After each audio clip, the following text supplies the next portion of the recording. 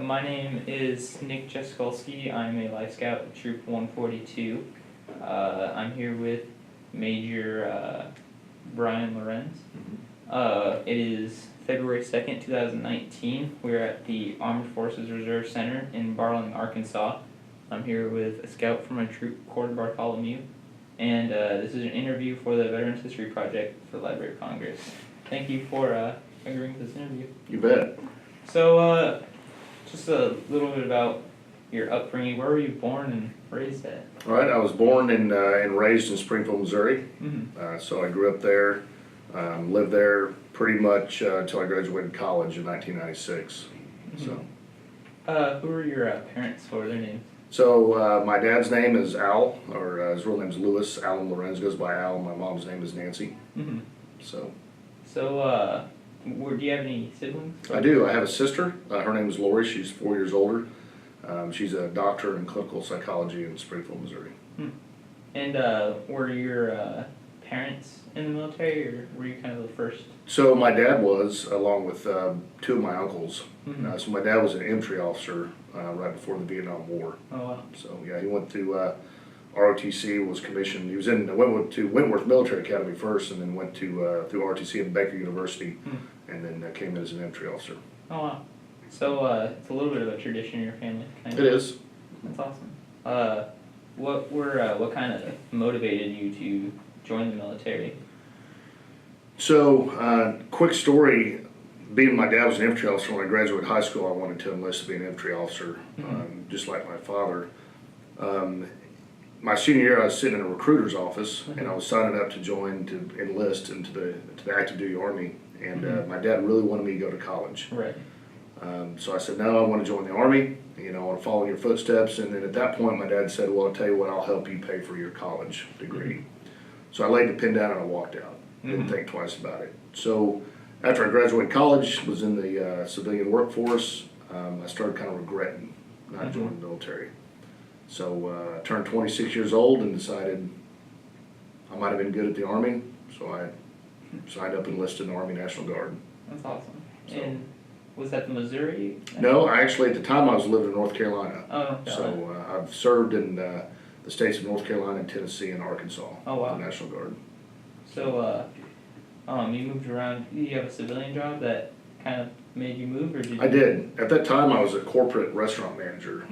So I got my degree in hospitality and restaurant, which is a business degree, and moved right out of college to North Carolina, and I worked for a restaurant chain called McGuffey's. I was a corporate manager. And that's where I met a gentleman that was in the National Guard.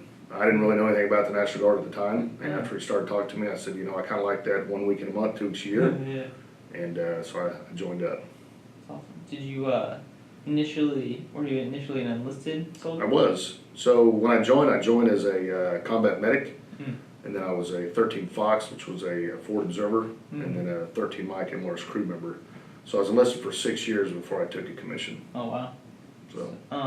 How did you go about getting a commission? Did you went to officer candidate school? No, at the time, there was a couple ways to do a commission. There was ROTC, which I'd already graduated school, so that was an option. There was OCS, Officer Candidate School, and there was a direct commission. So with my past 6 years military that I've been in already, I ended up, was honored enough to take a direct commission, which is fairly rare, but so I got offered a direct commission, and here I am today. Wow. When you went to basic training back when you enlisted, where did you go for basic training?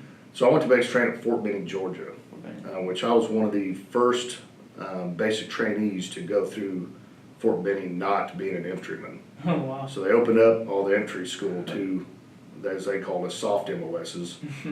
So 1999 I rolled into Fort Benning, Georgia. So. Do you remember your drill sergeants? I do. Drill Sergeant Todd and Drill Sergeant Williams. And I'll never forget those guys. So what were they like? They were very fair, but very hard. Right. Which is as it should be. I mean, that's kind of their job to train us. The future of the military is obviously in their hands, and great experience. Good guys, but they pushed you hard. Right. So. Did you form a lot of friendships at basic training? I did for a while. since basic though, I haven't talked with anybody from my unit. Of course, you had National Guard, Reserve, and active duty. We all just kind of went our separate ways. Right. I remember a lot of guys I went to. I mean, I formed some good friendship wise there because, base training, you can't do it by yourself. It's kind of like the Army. You can't get through it being an individual. Right. So I paired up with some guys, some good battle buddies. Did you, how did you adapt to military life? Did you, was it pretty quick to adapt, or? It was fairly easy for me, just because I was older. Right. I'd already been away from home, so the adapting was fairly easy. I was already fairly disciplined. Mm-hmm. I was, a lot of the Army values kind of fit how I was already. Mm-hmm. So it was a fairly easy transition. I was a lot more disciplined when I graduated base training for a while. When someone's not telling you to fold your clothes, you don't have to, but they'll make your bed a certain way. But it was pretty easy for me to adapt. So. Over your years of service, have you you've deployed to a combat zone? So I deployed in 2005 with Bravo Battery 2nd and 142nd. We deployed to Kuwait. Kuwait. Mm-hmm. So what are some memories that you have that you'd like to share? Sure. I mean, some I probably can't speak of on the video, but no, I'm kidding. So I deployed as a platoon leader, and I just, a lot of memories is mainly just being with my men. I had a lot of soldiers. I had close to 74. Wow. Plus, I had Navy rotation with me. I had 3 Navy rotations. The Master at Arms come in. I'd say some of the big memories I have is just spending time with my men. Right. Just getting to know them and vice versa. Just any time you're in a leadership role. It was a pleasure for me just to lead a great group of guys. And so I'd say probably one of my biggest memories is just going through that whole deployment. I was there, not that I was counting days, 364 time in country. So just the whole deployment in itself was a great experience. Did having 6 years of prior enlisted service, did that help you kind of know how to be a good officer and kind of relate to the men? I absolutely think so, and here's why. So being 6 years enlisted, I knew what it was like being a young specialist in the military. So when I was making my decisions, which I thought were best for my platoon, I'd been in that position. I'd been that young E4 out on the line, or whether it was doing maintenance or whatever it was. I knew what he or she was going through. So that helped formulate my decisions quite a bit. So while you were deployed, did you keep in touch with family a lot back home? I did. I worked in what's called a BDOC, which is Base Defense Operations Command or Center. I had a phone. So I was able to call home quite a bit. I talked to my wife almost on a regular basis, as much as I could, at least a couple times during the week. I talked to my mom and dad maybe once a month. But I definitely called my wife as much as possible.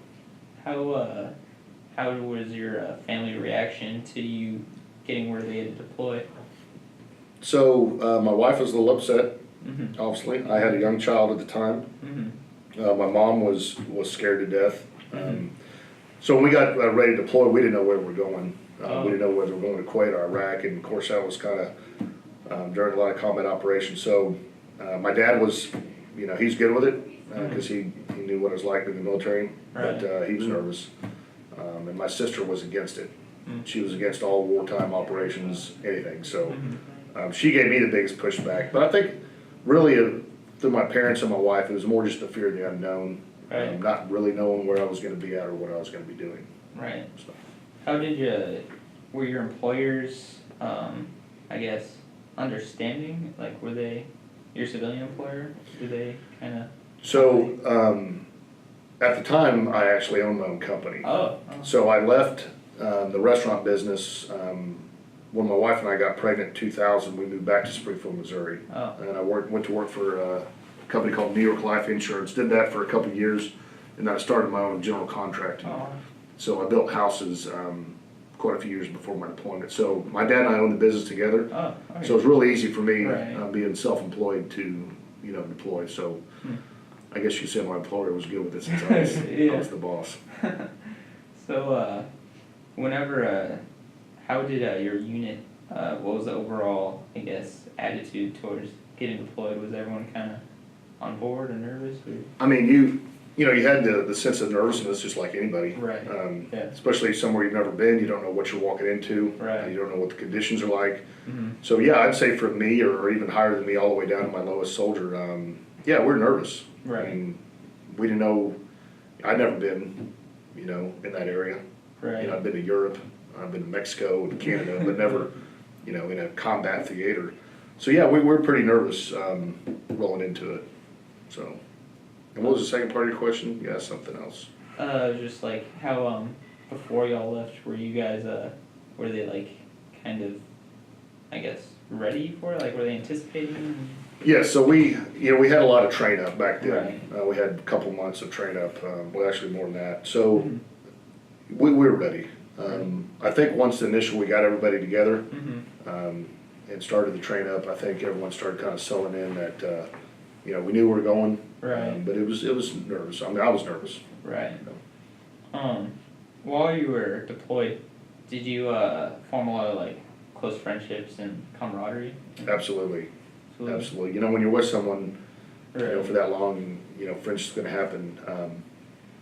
But yeah, there's quite a few of the guys I deployed with in my platoon I still talk with today. Oh wow. I mean, I still got some close friends. We touch base. A lot of them are still in the unit, Oh wow. so that makes it easy. But even the guys that aren't, I still reach out to them once in a while, and vice versa.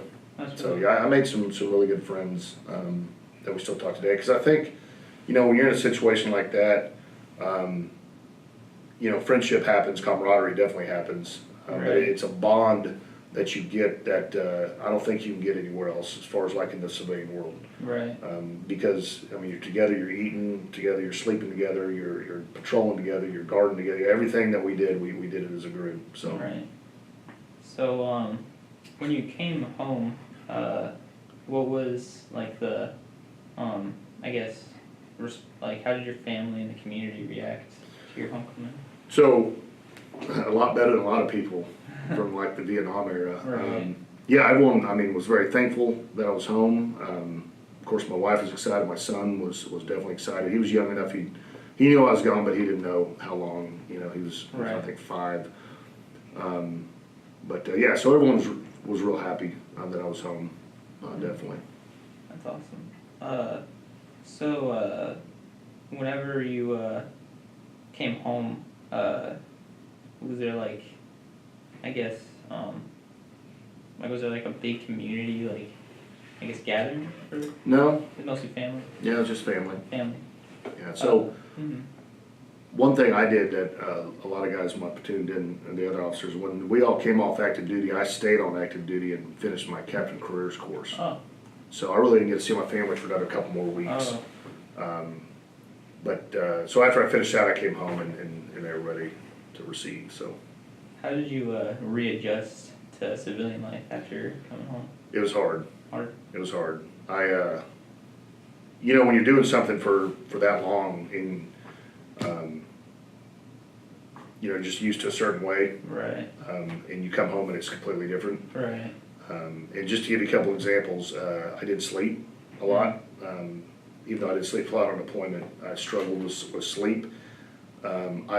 First week I thought, because I carried a sidearm Oh yeah. for a whole year, Right. so I'd be walking around and realize I didn't have it, so I'd kind of panic because I thought I left it somewhere, Yeah. which you don't want to ever do. Right.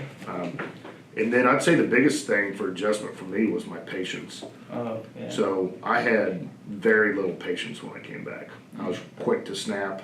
I don't want to say I had a temper, Mm-hmm. but I didn't have a lot of patience. Mm. And I think that was probably the toughest thing for me, especially when dealing with a 5 or 6 year old when you have it for a whole, really Right. 15 months. So. Right. So back kind of going back a little bit, but when 9/11 happened, what was your reaction? Where were you when that happened? So, when 9/11 happened, I was actually, my son was born Oh, wow. September 11th, so wow. 9/11/01. So I was in the hospital.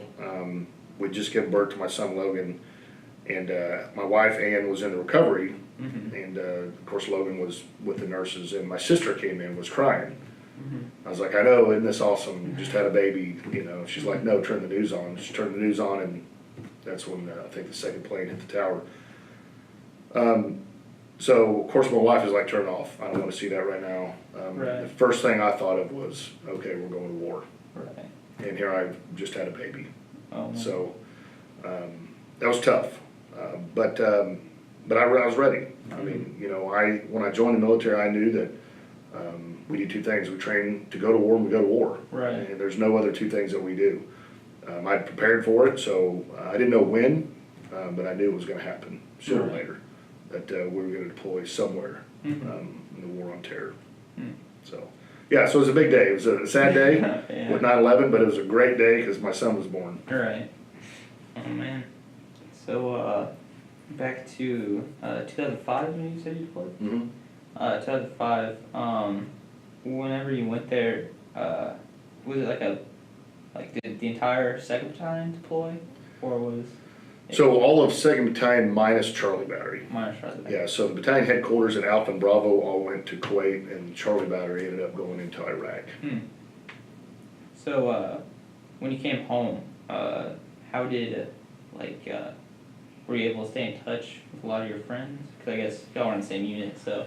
Yeah, we were. I actually, when I got back, I went back to, I was transferred back into 1st to the 142nd. Oh, okay. But I still stayed in contact, and then unfortunately, there was a couple, I had 2 of my soldiers commit suicide when we got back, which of course brought us, all of us back together at the funeral. So I was able to see a lot of those guys, unfortunately, under those events. But I still stay in touch with a couple. I still talk to some of them today that were in my platoon. It's been nice because, I was a young first lieutenant, and a lot of them were E4s, E5s, and now as I've moved up in the ranks, they have as well. So it's neat to see those guys grow. Awesome. And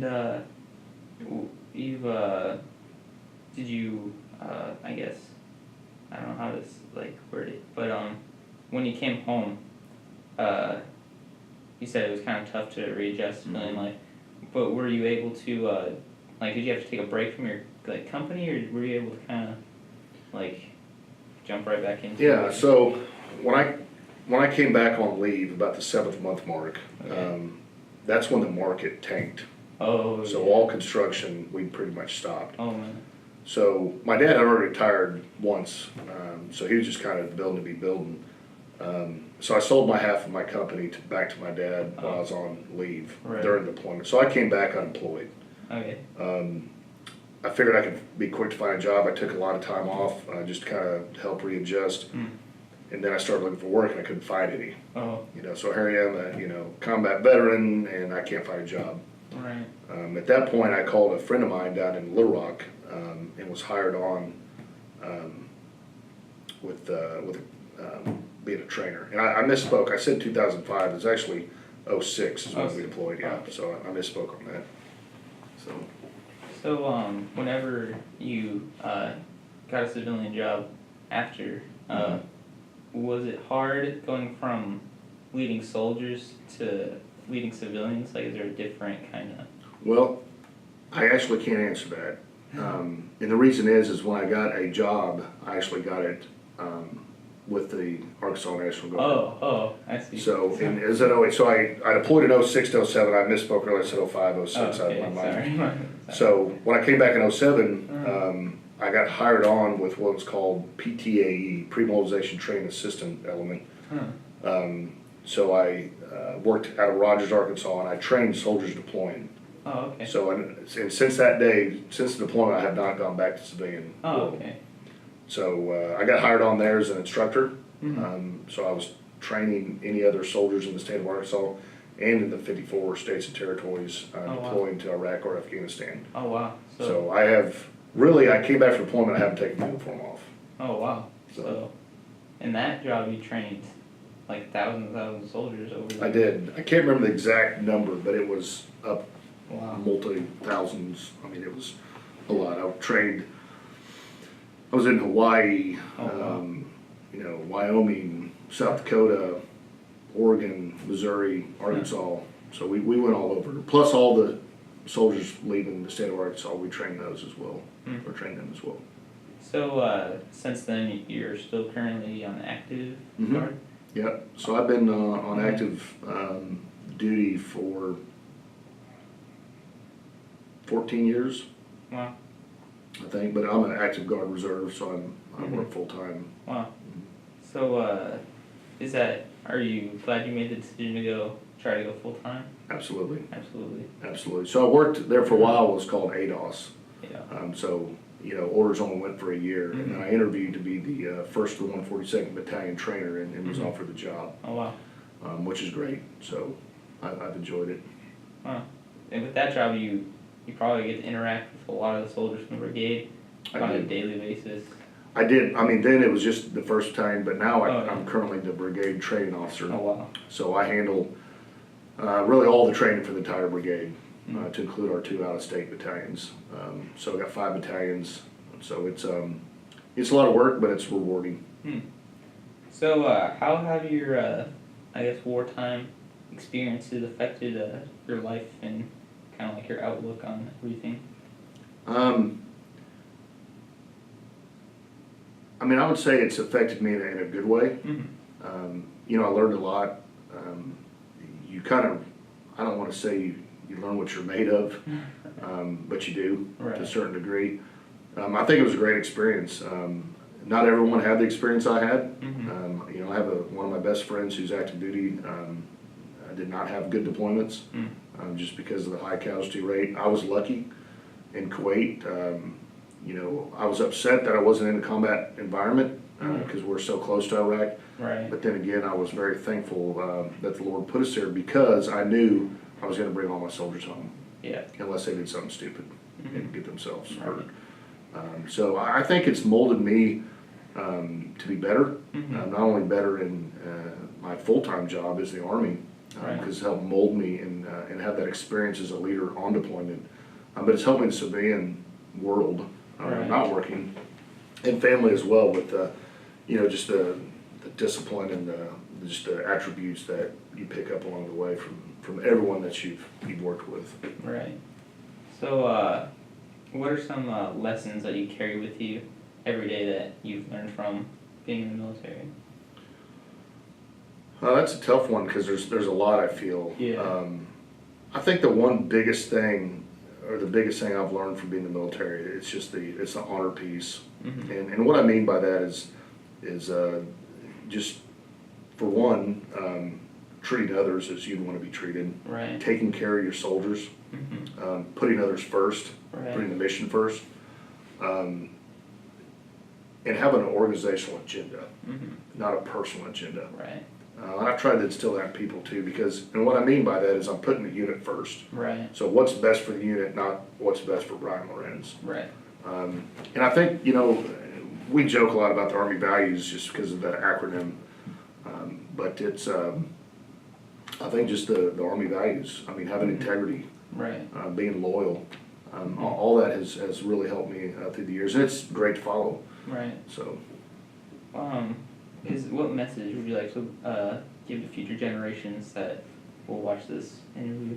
Okay, yeah, you know, any new soldier coming in, I think the biggest thing that I see now is just don't give up. Don't give up and don't do it by yourself. It's a great experience. The military's not for everybody. It's not easy. Right. I mean, it's hard, right. as it should be, right? Because as I mentioned earlier, you know, we either train for war or we go to war. Right. But know what you're getting into. Right. You know, if you're signing up for the military, it's there's a possibility you can deploy. Right. And really ultimately, you know, give your life for the country. Right. So with that comes a lot of patriotism, just being a patriot to the country. And right. So yeah, I'd say just it's a great experience. You know, it's helped my family a lot. My wife wasn't that thrilled when I joined the Army at first, but now she's a full supporter. And I think too, before you make that decision, make sure the family, most importantly, is with you on your decision. Right. Because without your family, this job is really hard. Right. So having the backing of your family and friends, for that matter, So yeah, I'll just say, you know, for the new people coming in is, you know, if you do it, you sign a contract, just don't give up. Right. It's a great experience. Is there anything you feel like we haven't discussed that you wanna add or? I can't think of anything.